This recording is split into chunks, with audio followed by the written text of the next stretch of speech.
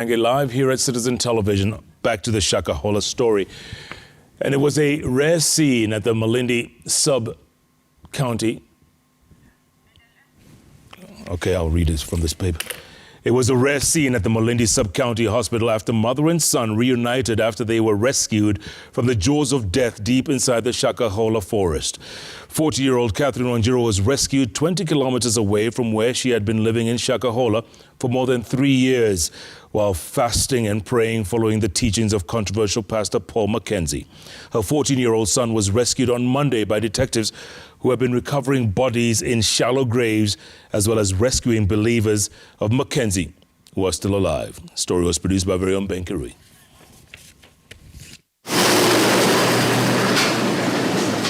Officers from the Red Cross Society were racing against time to save the life of yet another member of the controversial Pastor Paul Mackenzie.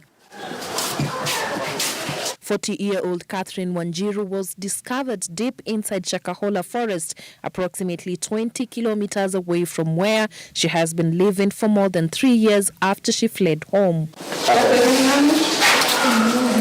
Wanjiru sold her house in Mombasa, picked her 2 children and left to follow the doctrines of Mackenzie in Shakahola. Dangu alikuwa na nyumba, mwanzo alikuwa anakaa Mombasa na aliuza nyumba yake. Ndio hiyo pesa ambayo aliuza nyumba, ndio hiyo mapendi alikuwa anamsaidia akiwa kule. Alikuwa ni mmoja wa wafuasi wa Mackenzie. Tulijaribu kumongelesha lakini akasema tusiingilie imani yake. Tusiwaingilie imani yake.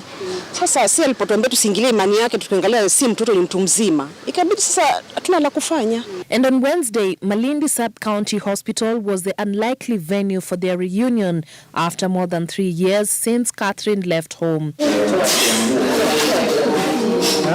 Tears of joy flowed freely from the relatives who have been camping at the Shakahola forest as detectives conduct the horrific exercise of digging out bodies from the shallow graves.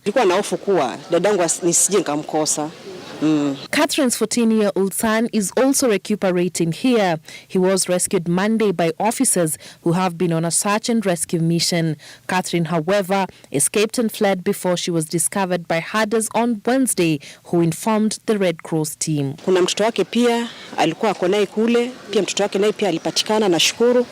Na nashukuru pia dadangu pia amepatikana. Na sina mengi zaidi. Langu tu ni kushukuru tu bila dadangu amepatikana, hilo tu. As the mother and son receive treatment at this facility, the attention of family and relatives now focuses on one missing child who left with Catherine. The whereabouts of the child remains unknown. Catherine's sister Dorcas Njoki had one message for Mackenzie. Kama Mackenzie, ile bebu lake ni kama ni la sawa, it's okay. Na kama anaelekeza watu pale pabaya, akakijua atalipa. Atalipa damu ambayo iliyomwagika atalipa. All right, we're going to switch gears here altogether and talk politics and the fight for the former